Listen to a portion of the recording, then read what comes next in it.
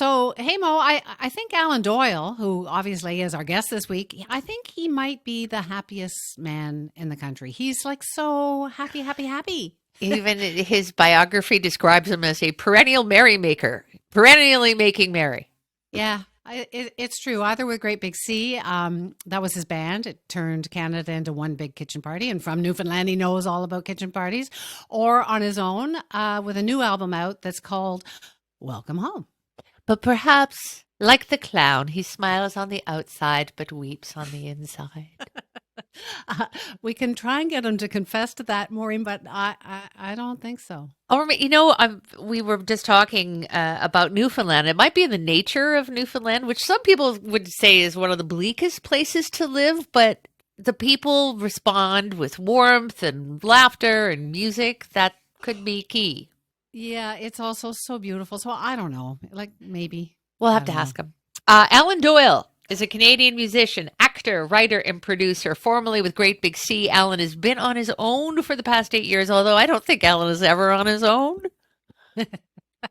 Not today. Not today. There he be. Yeah, national treasure. We're going to get into that, Alan, about, you never visited the mainland until you went on tour in the 90s. So there you go.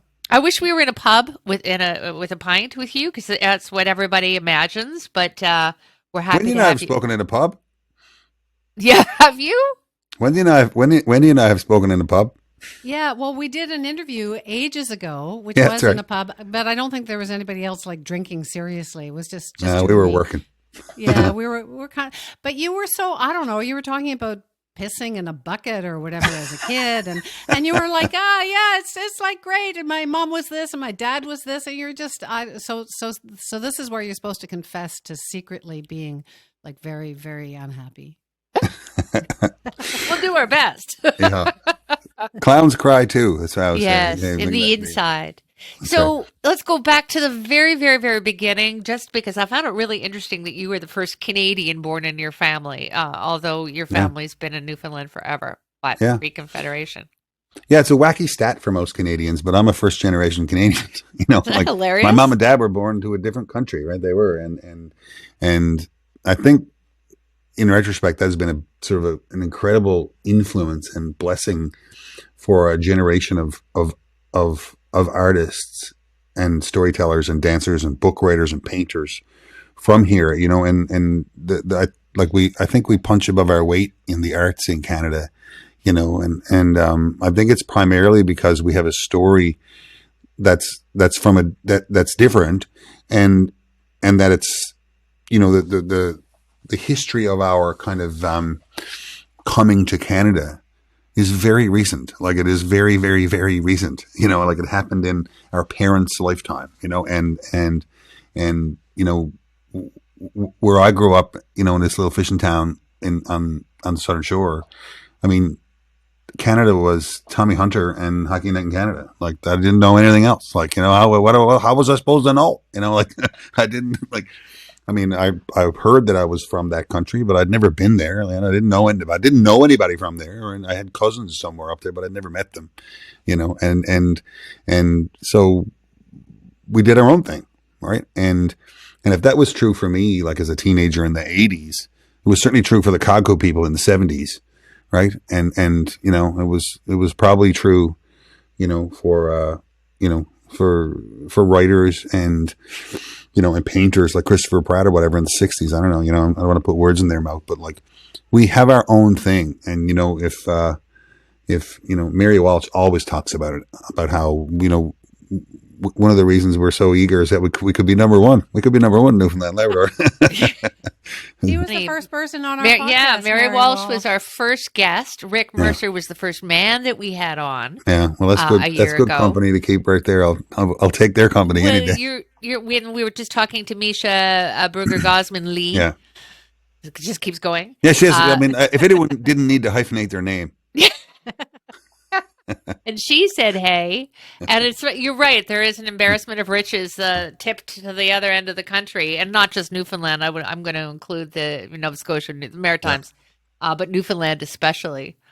So what's the new album about? It says, Welcome Home, which is kind of an interesting sentiment at this point. Yeah, that's a song really about the sort of the, almost sickness, let alone of Newfoundlanders for when they're driven away from here, and like we've been doing it like even before Confederation with Canada. I mean, it's been our greatest and most regrettable pastime is people who had to leave here to go find work and the pull to come home, and that how, what's the old joke was, how can you tell a Newfoundlander in heaven because he's the only one fella trying to go back home, and me and Tom Power, we both got when the big remember Snowmageddon happened. I don't know, 4 or 5 years ago, or just before the pandemic, I guess. And I had a gig on the mainland, and I got back as far as Toronto, and I didn't get home. And Tom Power was in Toronto. I don't think he was doing Q yet; he was doing the other show. And I remember Tom. Tom was like, we both knew what a time it was going to be in Newfoundland. Like everyone's going to be snowed in, stuck home for like 5 days. Like this is going to be awesome. And we were missing it. And we used to joke, we're the only two fellas in the world trying to fly into a state of emergency. And like, because you don't want to miss out. You want to miss out. And I missed it. I have deep regret. So Welcome Home is like that song is really just speaks to that. And then the whole record is kind of,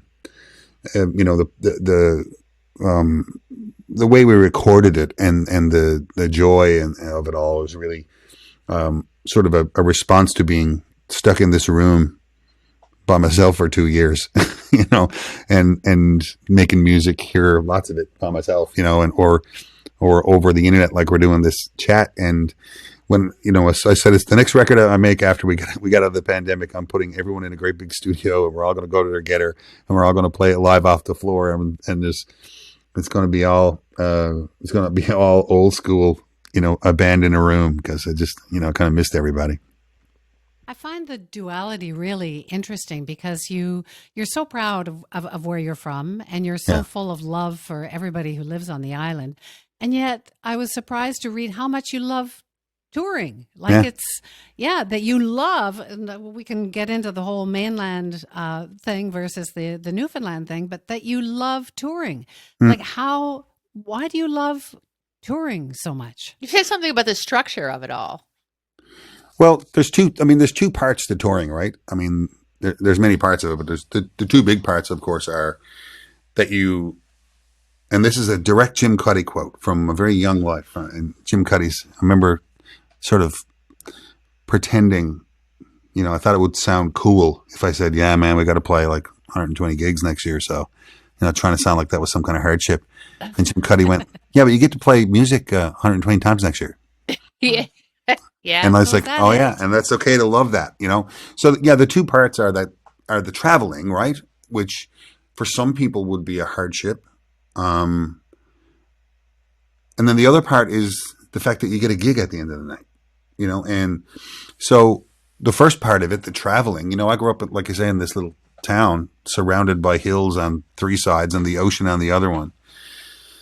And we had one station in the 80s, and so the world for me was, like outer space, like we didn't have a car. I couldn't come to St. John's, like, let alone like St. John's. I got to go like 6 times before I was a kid, we didn't have a car, so it was like, and so the thought of getting to see, Montreal or like, Calgary or something was like talking about going on Price is Right and winning the lotto or something, like who gets to do that, like, and last week I had a gig in the Alps in Switzerland.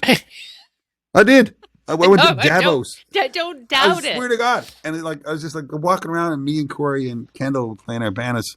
We took a day at the end of it, and we went to Lausanne and Geneva. Here we are wandering around, two, assholes from Newfoundland and a guy, and I'm looking at, and it's like all on the back of a few songs. And so the travel of it is no hardship to me. Like I'm thrilled. I'm thrilled to go to new places, and I'm also thrilled to go back to places and have favorite places there. Like going to Montreal and going like, okay, Hurley's, here we go. Everyone, I know where to go. Yeah. This place over here is good. I know where to go. Trust me. Come with me.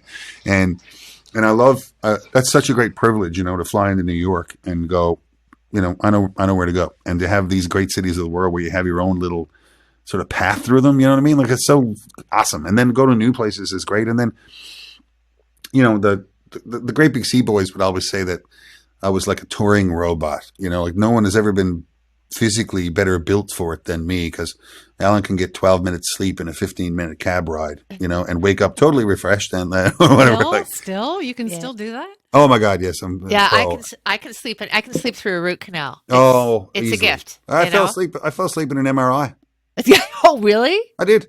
Even with the clanging, wow. I mean, it's one of the Don't things. fall asleep. I always wonder if it's going to be one of the things that'll kill me one of these days. Is that, like I burn at such a high rate. Like I'm like, I always think of myself as like a battery, and like I operate really well at like 85% and over. But the second it gets like to 83 or 82, I fall asleep. That sounds so familiar. I've never heard it described that way, but like I watch my friends who like fly fish and stuff, or like play chess or do things around 60%, and they're still awake and enjoying their lives. And of course I can't do any of that. Yeah, but then so that's the travel part. But the other part, of course, is, you get to play a concert every night, like, and if you're doing what I do for a living, and you have a set of music to play in front of a full house, if that's 50 or 50,000, whatever, and you don't love it, like that's not like thrilling and terrifying and all that, then you really shouldn't be doing this for a living. Like, you really, really need to stop. Like, if that's not awesome, please don't do it, and it's still, I find it more exciting now than ever, like, because I'll be 55 this year, and I always been very grateful, and legit, appreciative that I get to do this for a living, and and my brother has recently started saying, Alan, I was like, yeah, man, we got another record coming out, getting another tour around. It's going to take a couple of years to do it, and it's like, I'll be 55 when we get going or whatever. And my brother says, Alan, but I know you don't want to, but you might have to start letting yourself believe that you might actually get away with this. Imposter syndrome, right? You might actually. You might keep fooling them. It makes me think get of to Mick play Jagger. music for your whole life. So Mick Jagger at 50 or whatever he was a youngster like you, and he was asked. So like when you're 80, Mick, you're not going to be singing. You go, fuck yeah, I'm going to be singing. I'm going to be out there. I'm going to be whatever. So not that he's anybody's great hero, but it sounds like you got another 20, 30, I feel that as long years as the Stones are touring, it's totally, everyone else has carte blanche. Willie Nelson says, retire from what? Yeah. I love that. There's also community. I mean, so I went to see the Skydiggers. Josh Finlayson's a friend, and they had a Christmas concert on, and Jim Cuddy came on, and Devin Cuddy, and from Bare Naked Ladies, keyboard player. I mean, everybody. It was a big community, right? You know all of them, right? They know all of you. They played the Pogues, of course. Sure. The Fairy Tale in New York. Yeah. You opened for them in Glasgow. Wow. Yeah, many times, Many times. Year? Was he there? Yeah, I guess that would be a natural marriage, but still. Yeah. Oh, over the years with the Pogues, a few times, and then there was a time when Shane used to tour with a band called the Popes, with Shane McGowan and the Popes, and we were the opening band on a bunch of those with Great Big Sea, and many times with the Pogues and festivals, and then just two of us for many gigs, and it was always an adventure. I bet he was a character.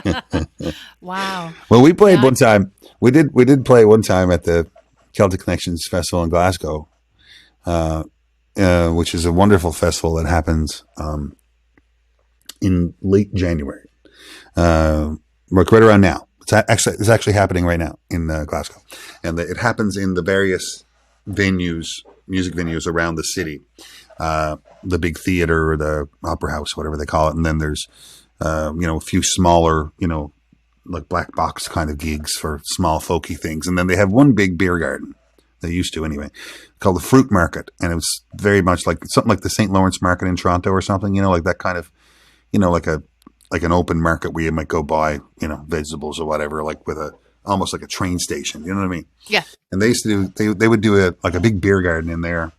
and the Pope. It was that was the Pope, Shane MacGowan and the Popes in that one, and GBS was the opening band, and and I think there was like some big soccer game or something that afternoon, or rugby or something. Anyway, it was a scene in there, like long before we got up to play, and they were well into the cups, as they say over there. And it was, I think it was like 4,000 soccer louts, like right rare. There might have been 3 girls in the whole place. And anyway, they all went there to see Shane, of course. And anyway, before they come on, this polite little band with their little button accordion and shorts, they're going to come on, sing their happy fishing songs. And like, I was like, we are going to die here today. This is, but of course we went up and played, and we survived it, and we played our set without them. Like I would tell you that we won them over, but we most certainly did not. And we got off stage, and the promoter came over and said, "Shane's not here." I was like, "What do you mean?" He's like, "We can't find him. No one knows where he is. You got to go back on." He was like, "Oh no!" And we did. Went back on and played for like another half an hour. I thought they were going to kill us, but that was over. So now you play sort of country, like you're not still wearing the shorts, and you don't have the accordion. And maybe there's some accordion, but there's less accordion, there's less fiddle apparently, and it's more intimate. Like, what does that mean? Are you like changing? I mean, obviously you still love Newfoundland, you still love touring, but it's kind of a different music on your new album. This one is really the first record that I really ever let myself sort of look inward, and I'm always such a sucker, for a good night out, and to be the grand gesture, in a night out, that like I have always not been reluctant to, but been less inclined to sort of sing deeply personal songs about, things like in a mid-tempo kind of a way that lots of other people do all the time, but I, I'm certainly more known for the big barn murders and the big, Kaylee party songs. And we got a couple of those on there as well, but I just figured it was time, and maybe it'll be the only time where I kind of let myself, just, it's okay, man. People will listen to you if you sing a song to them now. Like that's not 165 beats a minute and has a hey, hey, hey chant in the chorus. Not to put that down, because you've been doing that your whole life. Paid the groceries, great. That's for sure. And I love it. Fun. And I love it. And it is the thing that comes the most natural to me, to do those kind of songs, those big barn burner, happy crowd songs. I still love them the most. And I still love the accordion and the fiddle the most. My mom plays piano accordion, of course, and that's why because I'm from the button accordion world out here in Newfoundland, so it's odd for me to like piano accordion more than button accordion, but I always have, and because my mom plays it, she still does, and when I was a kid, like in the 80s, I loved trad music from here because everyone did, and my family played it, and we all loved it, and but then much music started, and I loved Def Leppard and Van Halen too, and like any kid would have then. But I remember this pivotal moment when John Cougar put out Lonesome Jubilee. Remember that record? Like with Check It Out and Cherry Bomb and Paper and Fire and all those. Just this guy who had been on, I had lots of John Cougar records and all that. And then he puts out this record that has like fiddles and mandolins and accordions and stuff in it. And I was like, are we allowed to do that? Can I do that? Like, I was like, I can do that. Like, And so it was very influential that record and that time combined with, lots of local influences and stuff. So ever since Dylan went electric, fans have tried to hold their idols in a place. Don't change. I fell in love with you for that. Don't turn into that. Yeah. It's the hardest thing as any kind of legacy artist is to continue to grow and be honest with what you want to do that's thrilling you at the time without losing any of the people that you got because you did a different thing, and so I mean, I don't make a big deal about it or anything, but it's like it's playing beer garden Celtic pub anthems is still my favorite thing to do. I still like, so there's a few of those on the record as well, including the title track. But and then to try like Spirit of the West, and a couple of bands like that were very influential as well in that they could do the big party anthems. And any closer look at them, and you go like, wait a minute, that's a deeply meaningful song. You look at pick any verse if you want in Home for a Rest. One of the great pub anthems of our time. Like the gas heater's empty, it's dank as a tomb, and the spirits we drank are now ghosts in the room. And I'm knackered again. Come on, sleep, take me soon, and don't lift up my head till the 12 bells of noon. Like that's a beautiful stanza of writing. Now it happens to be in the biggest, guzzler, in Canadian history.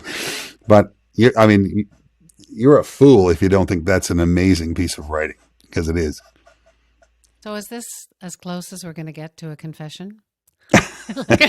do we listen like super carefully to every word in the new album and look for a sad moment? There is a couple of confessionals in there, actually. Yeah, a couple of them. Yeah, there's and but I'll let you see if you can find them.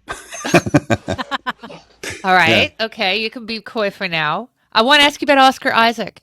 He's a sweet man. Yeah, he's wonderful. Like you, multi-talented. Yeah, he's incredible. Yeah.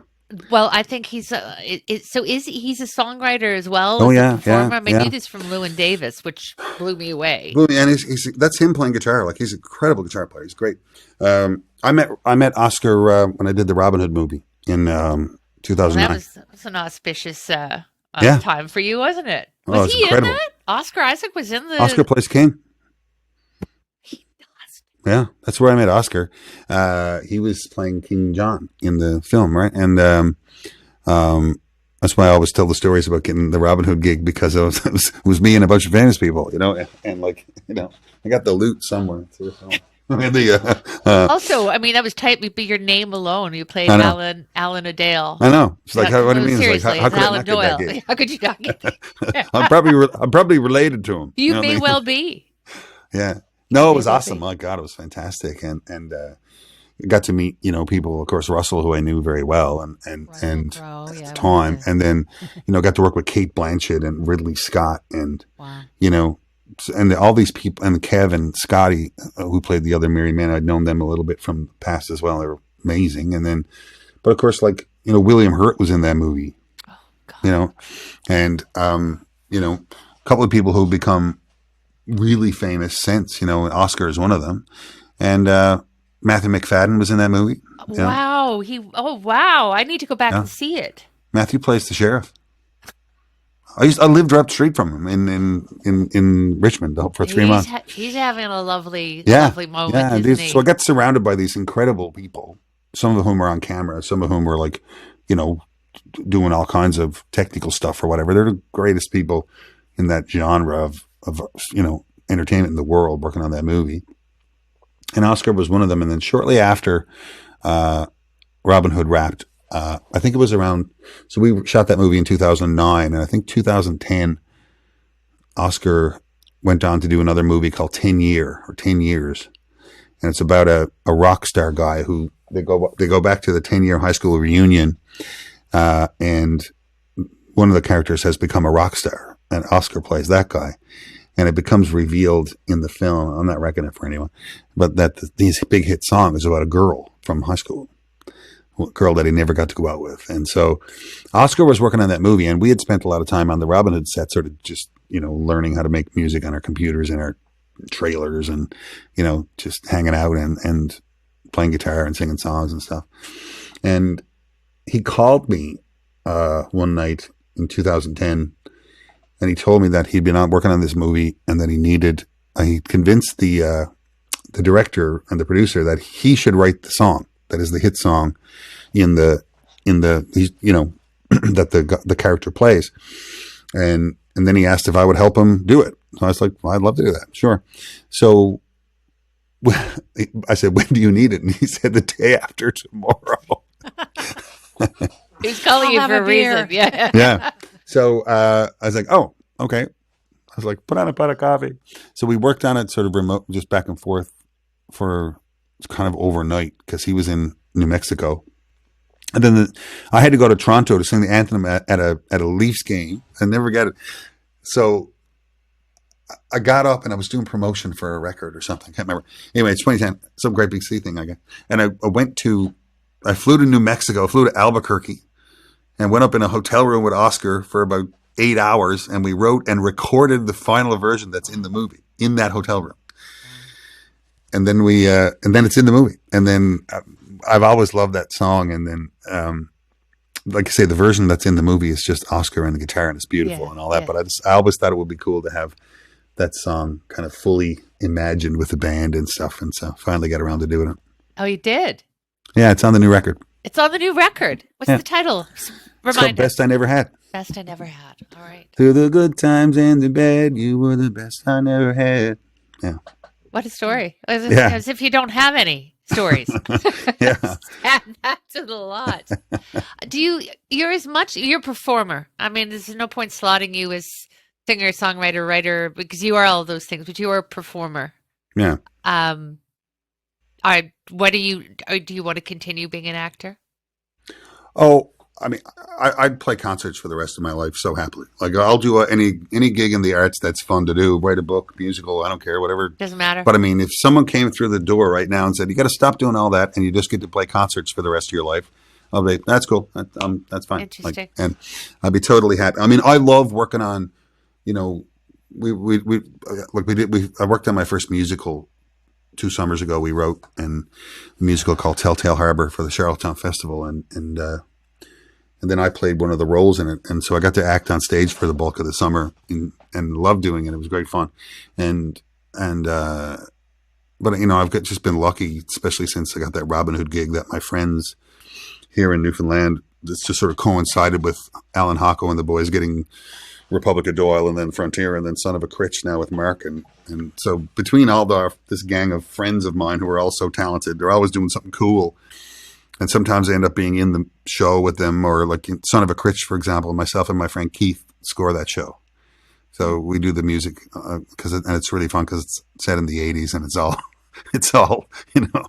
all traditional, like Newfoundland up-tempo music or like, things that sound like Hit Me With Your Best Shot.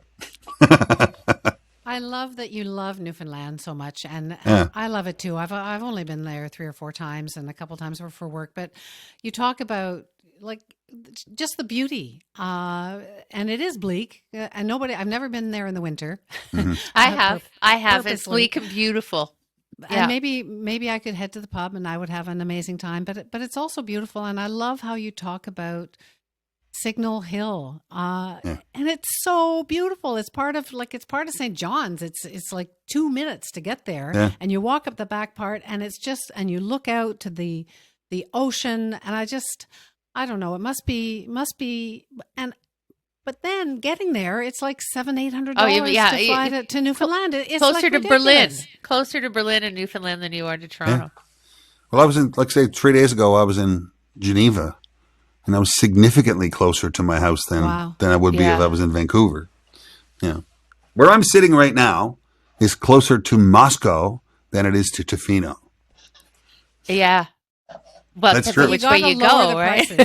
Yeah. You got to do something to lower the prices. It's nuts. One of the things I love about St. John's, as you say, is that you can leave where I'm sitting right now in the middle of downtown St. John's, and you can walk into the wilderness. Mm-hmm. Yeah. Like not to a park or to like you can walk into the wilderness where eagles and bears live, like from where I am sitting, and you can watch whales jumping, and there's not many cities you can do that, right? Where you can walk from the bank, to an eagle's nest, And there is this sense of community. I mean, one of the things that we read, we do a little bit of prep for research for each person that we interview, and it talked about how, I think it was the guy from the Horseshoe said that we have some band from Alberta, and there's maybe 2 Albertans, but we have a band, we have the Great Big Sea, or whomever, you from Newfoundland, all the Newfoundlanders. That's Jeff, right? That's Jeff who runs the Horseshoe, and that's one of my favorite quotes from him is like, Alan, when we have a band from Edmonton, all the Albertans don't show up. So what is it? Well, it's that community. It's a phenomenal community built in isolation. again, I think it goes back to what Mary said, that we were our own thing not that long ago, right? Like we were our own thing. We were our, and literally a generation ago, we were our own thing. And so I think, up until very recently, we kind of feel like, my grandfather would still, when he was alive, he would say, so you're going to Canada. Yeah. You're going up to Canada. Like, what are they like? Oh, they're very nice. Yeah, I heard that, like, what, but like, I mean, again, like Canada for people in my grandparents' generation might as well have been Malta, I mean, sure, they're never going to get to go there. Like, it doesn't, you're from Canada now. 57, 58? When did it happen? Joey Smallwood, basically. 49. There was a referendum. 49. 49. So like Gordon Pinsent, like Gordon just passed away, right? Oh, yeah. So like Gordon was born in the 20s, I think. Wow. Right? So it was my mom always says, I went to another country. And I'm like, wow. So Gordon told the story of when he was 16, I think, or 17 or something, when he went to, got on the boat and went to North Sydney. So this would have been in, I don't know, I guess it would have been in the very early 1950s, maybe 1950. And he discovered when he got to North Sydney that he needed some kind of identification. Like a passport. And then he was like, well, I don't know, like, wow. and so I think one of the reasons that we tend to stick together across the country is that we have something that's our own, and we still have, we're still crushed by being the underdog, and we like to sort of promote each other as best we can, and I think it's served us really well in the last 25 years or 30 years, especially, that, we've been so disproportionately represented, in the entertainment and journalistic world of Canada that it's like that, it's notable, that, there's been. And you don't go to Hollywood. I'm sure if I thought more, there must be some who have gone to Hollywood, but you tend to have we've had many, a few. like the home thing. Yeah, we have a Holyrood here, so. Hollywood. Not the same. Hollywood over Hollywood. There's something sort of, there's a big achievement to leave here and get to Toronto and make it work. Yeah. That's hard. So, there's another brushstroke if you want to go to Hollywood and do it, and if you have,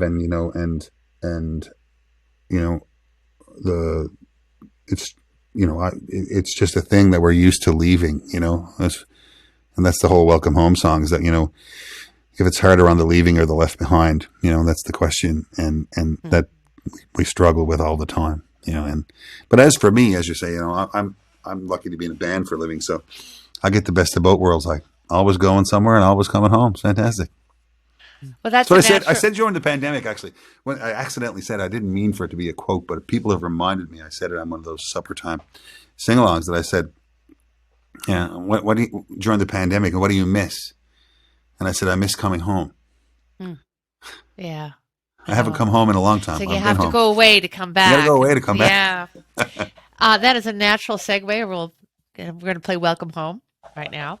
And Alan Doyle, what a pleasure, as always, to see you. We all feel like we're like the whole world feels, or all of Canada feels that, oh, yeah, Alan, he's a good buddy. He's a great friend. He's a national treasure. Thanks for talking to us. Congratulations on the new album. Thanks to you both. In a bar. See you in the pub. Yeah, that'd be great. Thanks, guys. Bye. Okay, I have a little Great Big Sea story. Okay, go ahead. Okay, and again, it's more about me, the Great Big Sea, but when I was expecting Ronan, I was pregnant with Ronan, our youngest, and so Aiden would have been about 5, and so we decided to go on a road trip. And we didn't go to Newfoundland. Well, we drove all the way. We drove up through Quebec City, down through New Brunswick, and all around Cape Breton, Nova Scotia. And it rained every damn day. And so we had a cassette of Great Big Sea, and we played that. And Aiden just wanted, when they're that age, they just want to hear the same thing over and over and over. So we listened to Great Big Sea for the 10 days that we were there, and because every day we'd get up and it'd be raining, we'd say, let's just drive somewhere else and listen to music. And it was always the same music. Loved it, but And so flash forward 15 years later, 13. And I'm in Halifax with Aiden. We're looking at universities, right? He's all grown up now. We're looking at schools for him. And Great Big Sea is playing in Halifax. We're looking at Dal. And I said, oh, let's go see. And he goes, sure, but I'm not going with my mom.